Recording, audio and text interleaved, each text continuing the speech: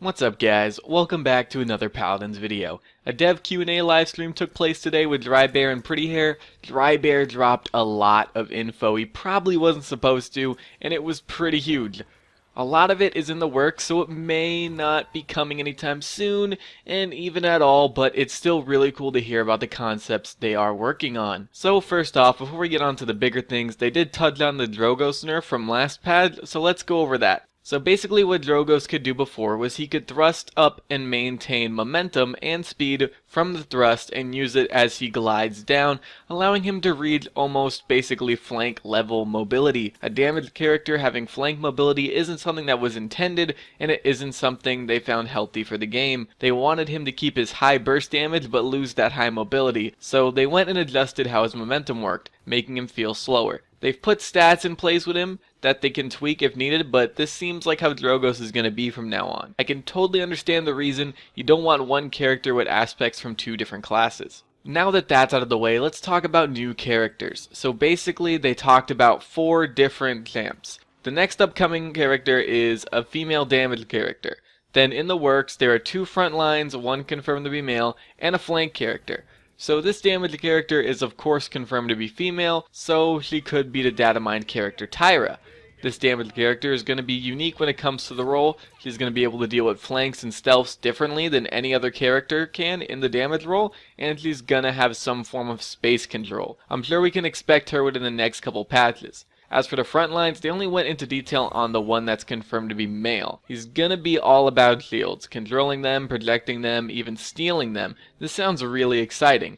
They actually did the recent HP bar change for this character. They wanted the HP bar to properly show shields, since this character is going to be popping them around on other characters. As for the flank, this came up when asked about melee characters. They don't want a character in the game that is fully focused on melee. They like having it like Makoa, where they have the opportunity to get into the melee style, and that's pretty much where they want to keep it. So they mentioned that there is a flank character in the works that is going to be like an assassin-like character that may or may not have some melee attributes to it. Oh, and this one came at the end. I almost forgot about this one. There's actually a 5th character they mentioned that they were working on. Crazy, right? Well, since they like the idea of a character creating barriers like how Shaolin and Buck originally did with the sand pillar and rock wall, you guys may not remember the rock wall. That was like way back before the game went into open beta, I think, for Buck. He could put up these big rock walls. Doesn't have that anymore, obviously.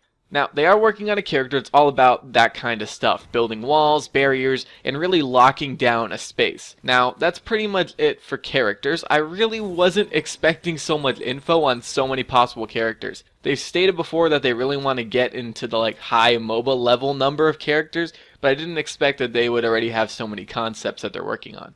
Now, here's another big thing, a Season 1 update. Right now, Paladins is in a pre-season kind of stage. The beta just came out and people are getting a feel for what Paladins is and whatnot. The Season 1 update will come sometime after the holiday, and it'll be a big update that fixes a lot of long-standing problems with the game. Stuff like, problems with the item system, cauterize, aggression, whatnot, the card system, and characters. Sky, for example. They're all mentioned, and you can expect a lot more to come with it as well. So that's something we could all really look forward to. They were asked about Cassie and Androxus, specifically when it came to balance, basically when they'd be nerfed. I've seen a lot of people asking for them nerfed, so I thought I'd put this in the video, even though it's not really exactly news. The dev said that Cassie and Andro are characters with a very high skill ceiling, and they don't want to nerf high levels of play like that. According to them, these 2 characters are actually on the lower end of performance in the grand scheme of things, and they're only really made useful by the more skilled players, so they have no plans on nerfing them. In a tweet before, they said they were gonna look into them to make them a bit more useful so that their performance goes up. I imagine this is for the lower end of the skill ladder. Not sure how they'll do this, but oh well. Now, the devs are definitely right on this one. Cassie and Andrew are all about landing their shots and taking advantage of their movement abilities to the fullest. Just because high-skilled players can use characters with high skill ceilings doesn't mean they should be nerfed. So I'm glad that's the stance they're taking on it. Shaolin was also brought up. Some people want him nerfed too. The devs like the spot he's in and have no plans to nerf him either. The planted ability is something a lot of people bring up when saying he needs to be nerfed, but it's a high risk, high reward ability, and they're fine with it as it is. I agree on that one too. If you don't set it up right, you're basically as good as dead. New game modes were also brought up. They are working on them, and they're even working on PvE modes as well. They didn't really say all that much besides that.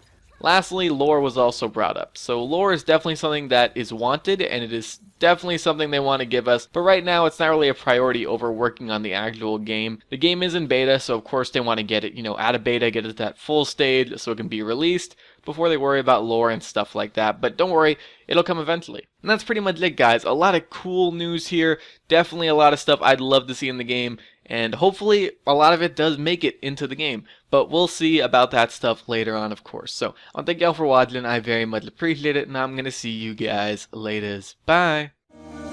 Sleep, where do you go?